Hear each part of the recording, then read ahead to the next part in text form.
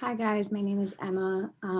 I am doing a outline overview for my drugs and behavior class for chapter 6 on stimulants, and I did my outline for pages 120 through 124.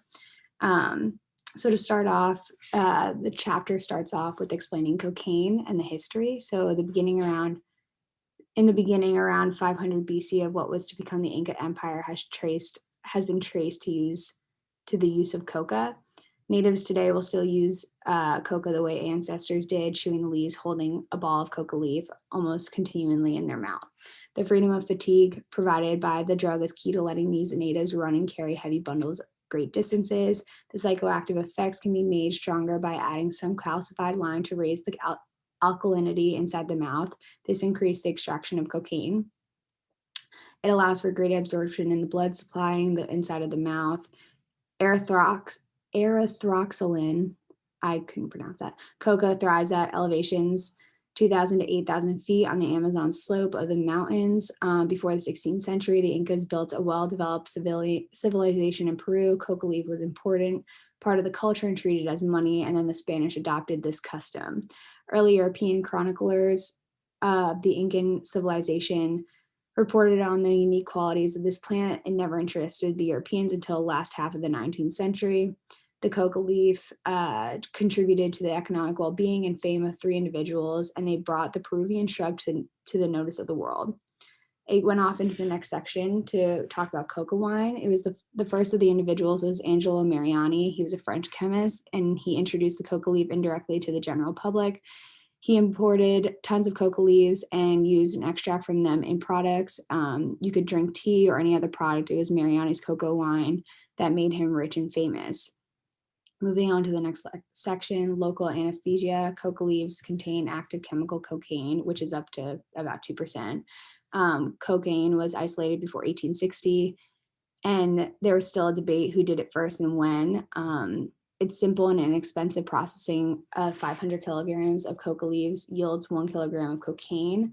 There was available supply of pure cocaine. The syringe improved the drug delivery system, so directly into your bloodstream. The 1880s, physicians began to experiment with it, and Dr. W.S. Halstead referred to was referred to as the father of modern surgery. He experimented with the ability of cocaine to produce local anesthesia.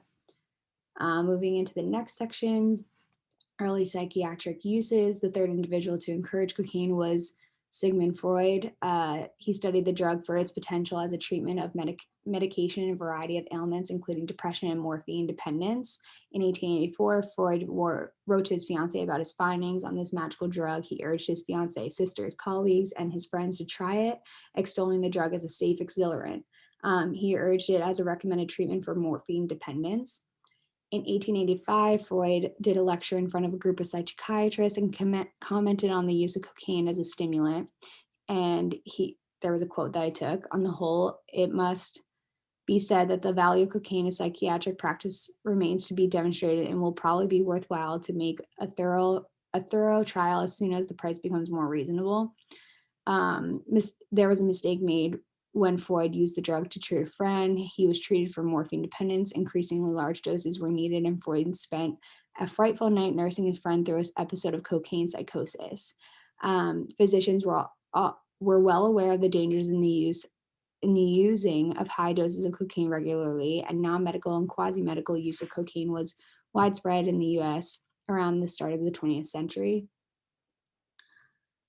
And then into the next section, early legal controls on cocaine. With so much going for cocaine available in large numbers of products for drinking, snorting, or injection, but between 1887 and 1914, 46 states passed laws to regulate the use and distribution of cocaine. Many articles were written, both in popular press and medical journals, and they talked about heinous crimes of Black men under the influence of cocaine and how it was recounted often. I went all the way up until the end of the page of 124. And yeah, I hope this outline was helpful. So thank you.